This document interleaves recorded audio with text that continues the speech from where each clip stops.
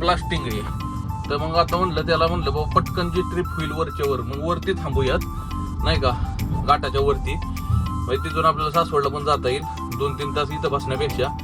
कसं येतोय आता ब्लाइंड स्पॉटला जर माणूस आला तर कसं दिसेल, ओढला भेटला धडाकले किंवा काही चेंबाटलं, ह्याला काय होणार आहे? हे लोखंडाचं आहे. ही असलं सार की खकाना होऊन बाहेर पडेल. गोंड्याशिवाय गाडी नाही दिसत. गोंड तर काय पाहिजे तर गाडीला. So we are going on side because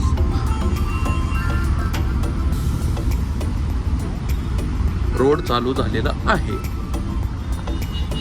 जेवढं इंग्लिश येतं तेवढं ह्या का व्हिडिओत बोलून टाकली. आता इथून पुढं काही जास्त अपेक्षा ठेवू नका तुम्ही लोकांनी माझ्याकडून इंग्लिश जास्त बोलण्याची. ठीक आहे, हळू टाकतो या.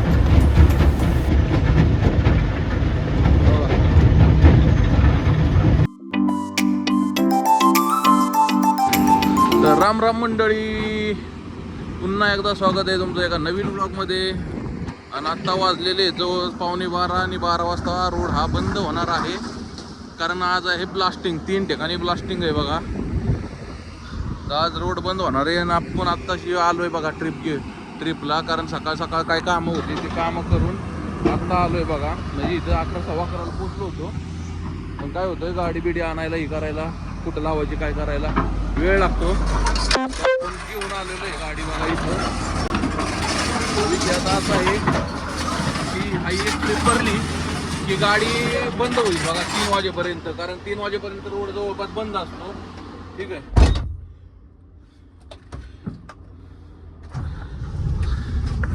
3 वाजेपर्यंत घाट बंद असतो हा.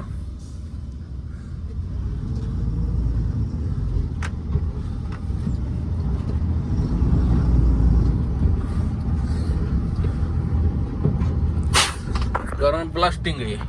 तर मग आता म्हणलं बाबा पटकन जी ट्रिप होईल वरच्या वर, मग वरती थांबूयात नाही का, घाटाच्या वरती. म्हणजे तिथून आपल्याला सासवडला पण जाता येईल. 2-3 तास इथं बसण्यापेक्षा जे काय काम आहे ते काय नाहीत ते करून तरी येता येईल 3 वाजता माघारी. तर आता इथून गाडी लावायची वरती. आणि वरती म्हणजे ही ट्रिप वरचीच आहे या क्रशरवरची. तर गाडी खाली करायची आणि तिथंच गाडी लावायची. तिथनं आपलं PMT गाड्या 2 व्हीलर आहे ती मी खाली लावली या कॅम्पमध्ये. तर आता परत मागे यायचं म्हणलं तोपर्यंत रस्ता बंद होईल. तर मग गाडी वरच लावायची आणि तिथून PMT आपलं सासवडला जायचं. तर मित्रांनो ही बघा लाईन पूर्ण घाट बंद आहे. आता जवळपास 1.5 तास आम्ही झालं इथं थांबलो या. कारण 12 वाजता बंद झाला होता घाट. आणि 12 वाजल्यापासून आता 1.5 तास झाला आम्ही इथं थांबलोय. कारण 1:30 वाजले आता जवळपास.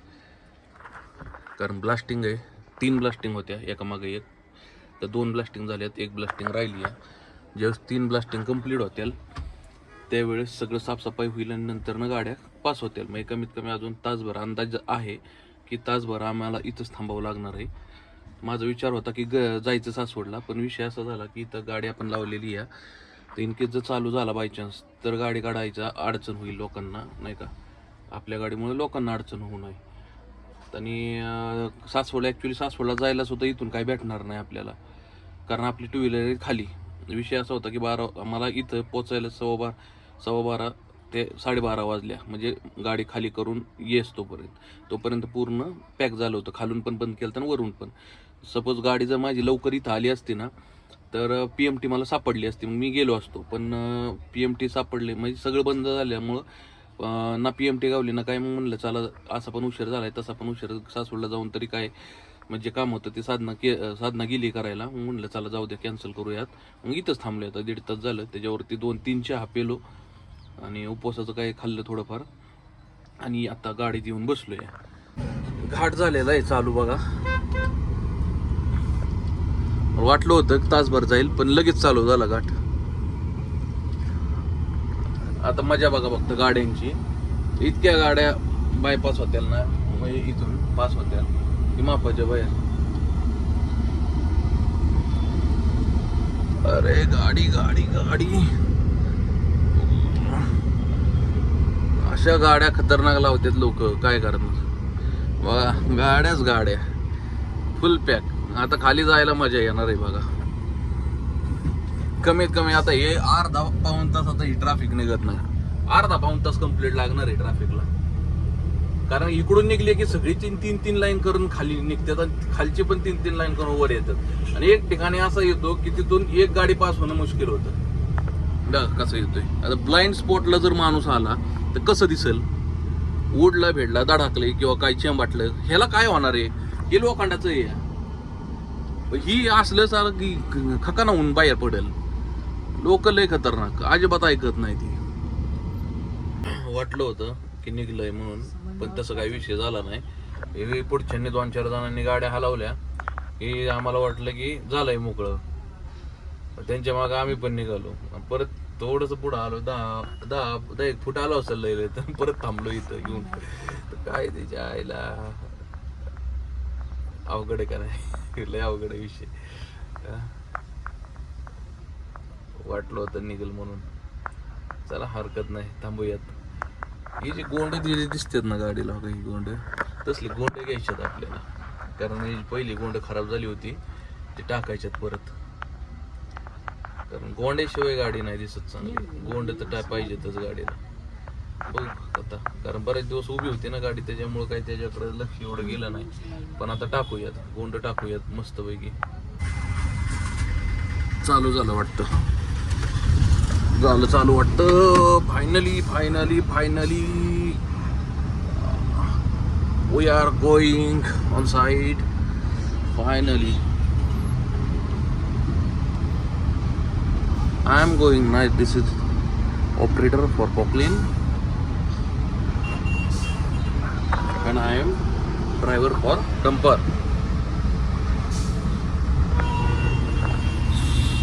So we are going on side because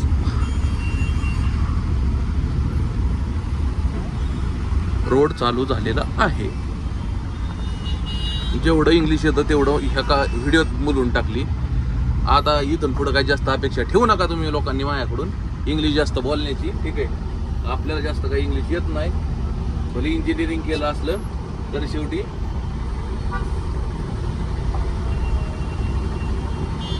चला चला चला चला चला चला चला चला चला चला चला. तर मित्रांनो, आपण पोचलोय आपल्या साईडवरती. भरायला चालू केलंय. आता त्याला जेवायचं होतं. आता जवळपास 2 वाजल्यात. तर विषय असा झाला की तो काय म्हणला, मी तुम्हाला भरून देतो, तुम्ही खाली करून येस्तोवर मी जेवण करून देतो. ते म्हणलं आधी विचारलं की तुम्हाला जेवायचं नाही का? तर त्याला म्हटलं बाबा श्रावणी चालू आहे, माझा उपवास आहे. तर तो म्हणला ठीक आहे, मग मी भरून देतो तुम्हाला. आणि तुम्हाला सगळ्यांचे एक बार मनापासून आभार. I sincerely thank you for watching my videos and liking them. तर मी खरंच तुमचे मनापासून आभार मानतो की तुम्हाला माझे व्हिडिओज आवडतात, नाही का? तुम्ही माझे व्हिडिओज बघताय, तर त्यासाठी मी मनापासून तुमचे आभार मानतो मित्रांनो. आता ट्रॅफिक सुटलेलं आहे बघा. आता इथून आपल्याला भरायचं आहे, परत वरती जायचं आहे. आता किती वेळ लागतोय वरती जायला, काय व्हायला काय माहिती. आता बघूयात, जसं जितका वेळ लागायचा तितका वेळ लागू दे. आता काय पर्याय नाही, कारण आत्ताची ट्रॅफिक सुटलं आहे. आणि कमीत कमी काळेवाडीच्या पुढंपर्यंत मला वाटतं ते ट्रॅफिक जाम होतं ज्यावेळेस हे बंद होतं. कारण आज 3 ब्लास्टिंग होते. तर 3 ब्लास्टिंगला वेळ लागला आणि ते क्लिअर करायला वेळ लागतो. आणि नंतर जे ट्रॅफिक चालू होतं, म्हणजे जे ट्रॅफिक तिकडं तुंबलं जातं, तर त्याला निघायला पण बराच वेळ लागतो. आता हे अर्धा पाऊण तास बघा, हे असंच गर्दी राहणार तुम्हाला अर्धा पाऊण तास. पहिल्यांदाच आणलाय ऑफरमध्ये डायरेक्ट डंपर. बघूनच अक्कल बंद झाली. बघू शकता कसं चाललंय डंपर तर आपला उभारला यार.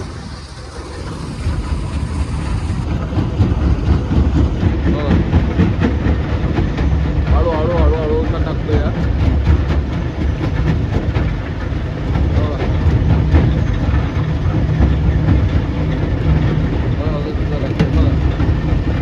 डंप करून ठेवली ही गाडी. डंप जसं जसं एक एक एक एक एक जाईल.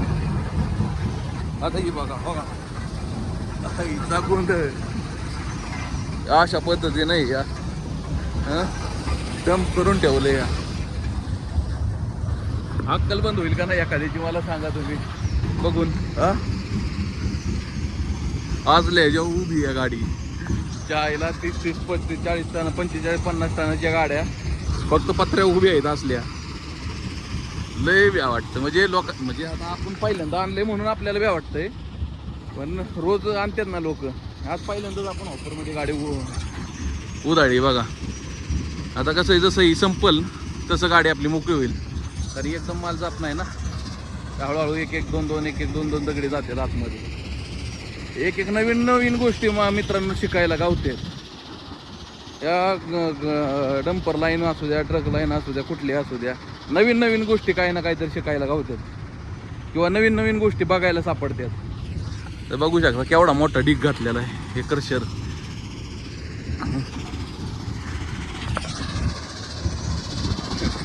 ड्रायव्हर लोकांना मानलं पाहिजे बाबा, एक एक गोष्टी अशा अशा खतरनाक करतात.